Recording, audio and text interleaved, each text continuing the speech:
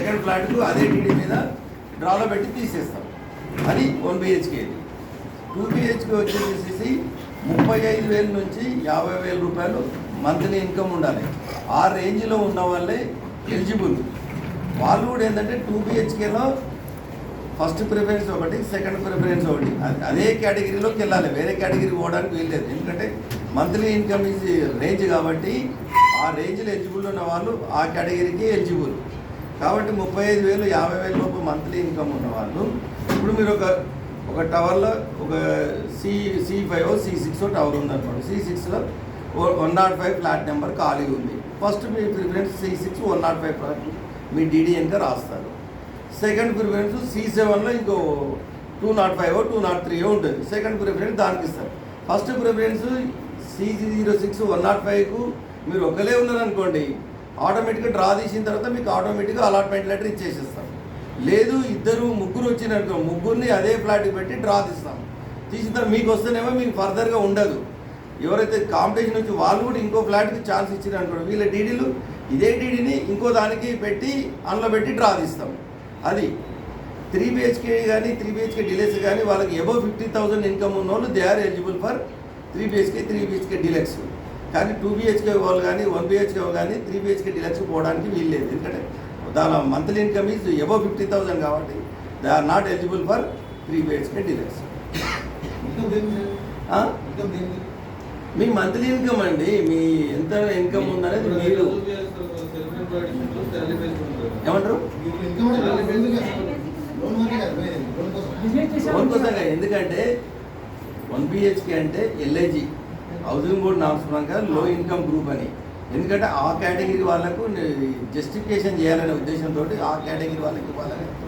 2 BHK అనేది MIG middle income group కాబట్టి housing board norms ప్రకారంగా ఆ రేంజ్లో ఉన్న వాళ్ళకి MIG ఇవ్వాలనే ఉద్దేశంతో అది పెట్టింది.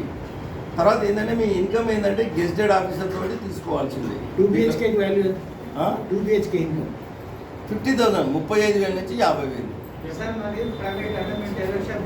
అవును, మీరు ఎవరైనా గెస్టెడ్ ఆఫీసర్ తోటి తీసుకోండి. అవును, గెస్టెడ్ ఆఫీసర్ తోటి తీసుకోండి. 30,000 అంటే మీకు అందుకొక పెట్టాం కదా. మామూలు ఇక్కడ ఆటో రిక్షా వాళ్ళు ఉంటారు. తర్వాత నేను చెప్తున్నాను మీకు 35,000 లోపు ఉన్న వాళ్ళంతా 1 BHKకి ఎలిజిబుల్. 35,000 లోపు ఉన్న వాళ్ళంతా 1 BHKకి ఎలిజిబుల్. 35 నుంచి 50,000 లోపు ఉన్న వాళ్ళు 2 BHKకి ఎలిజిబుల్. అబవ్ 50,000 ఉన్న వాళ్ళు they are eligible for 3 BHK. ఎందుకంటే అది 45 లక్షల నుంచి 50 లక్షలు ఉంది కాబట్టి ఆ మంత్లీ ఇన్కమ్ ఈ బ్యాంక్ లోన్ ఇచ్చినా కూడా EMI మీరు కట్టే కెపాసిటీ ఉండాలి కాబట్టి అది ఆ రేంజ్లో బట్టి పెట్టడం జరిగింది.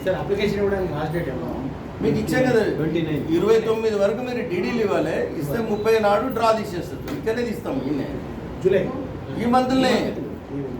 అది డిపాజిట్ డబుల్ బెడ్రూమ్ 2 lakhs కదా టోకెన్ EMC 2 lakhs డీడీ కట్టి ఇక్కడ ఇవ్వండి.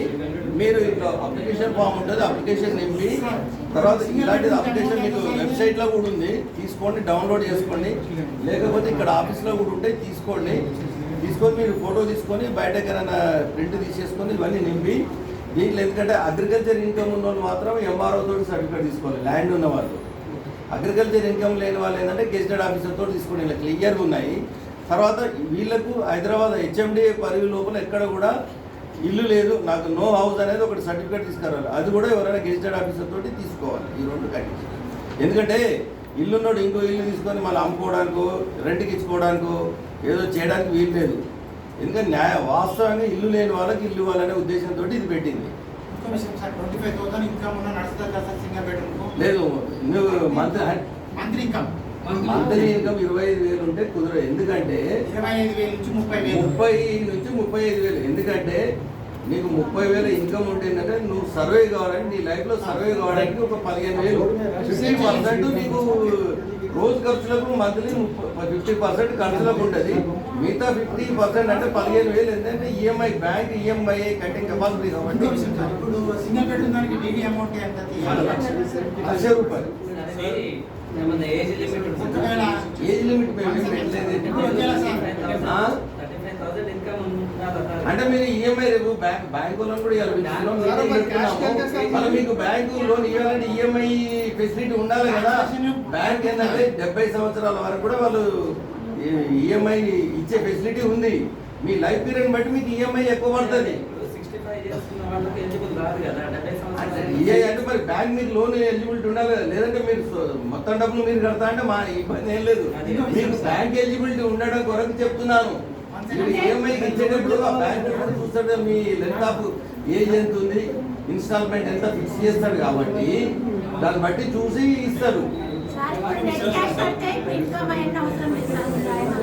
ఎందుకు నెట్ క్యాష్ అయినా ఏదైనా అంత నెట్ క్యాష్ బ్యాంక్ లోన్ ఇచ్చినా మీరు ఇచ్చినా ఏదైనా ఎందుకు అన్నీ ఉంటాయి. ప్రతి ఒక్క కండిషన్స్ అందరికి అప్లికేబుల్ అయితే నువ్వు నెట్ క్యాష్ ఇచ్చినా బ్యాంక్ లోన్ తీసుకున్నా ఇంకెక్కడికి వెళ్ళి డబ్బులు ఇచ్చినా ఈ దీని ఎలిజిబిలిటీ క్రైటీరియా కానీ గైడ్ లైన్స్ మాత్రం అందరికి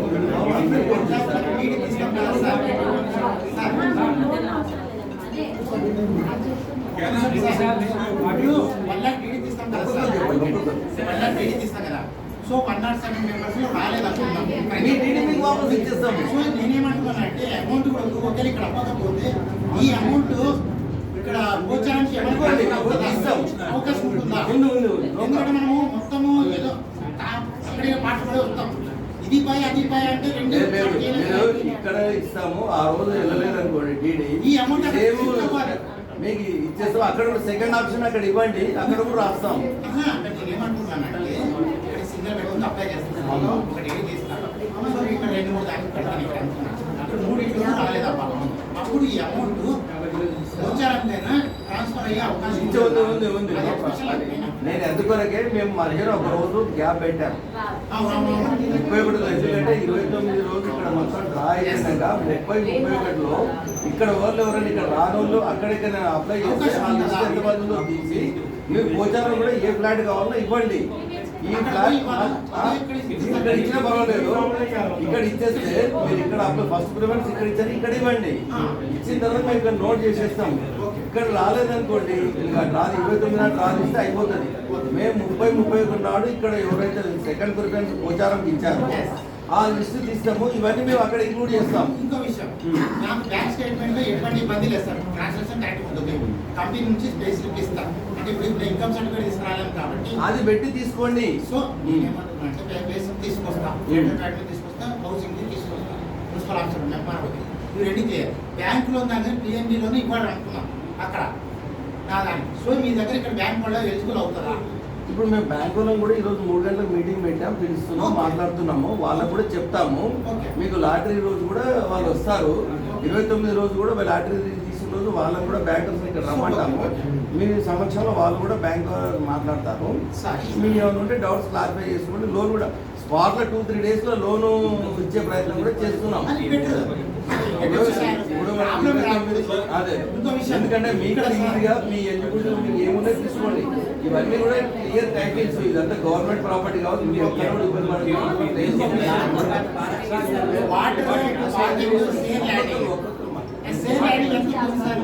ఒక్కరు అడిగే డౌట్ అందరికీ కామన్ డౌట్ ఇండివిజువల్ అడగండి. వినండి.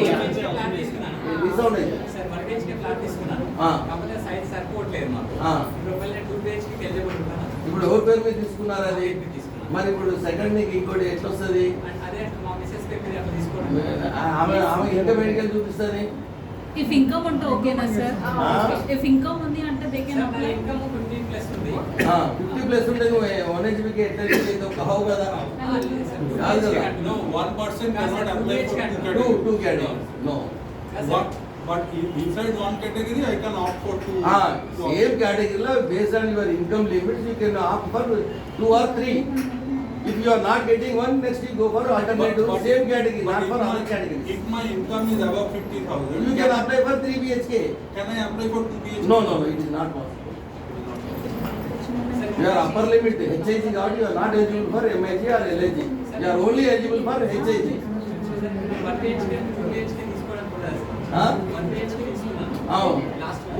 ఇప్పుడు నీ మంత్లీ ఇన్కమ్ ఎంత ఉంది? 48.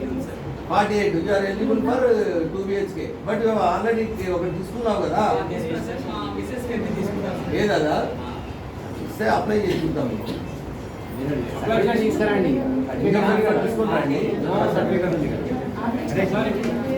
డబుల్ ఆప్షన్ దాంట్లో ఎర్నింగ్స్ మీకు 21,000 పోతుంది.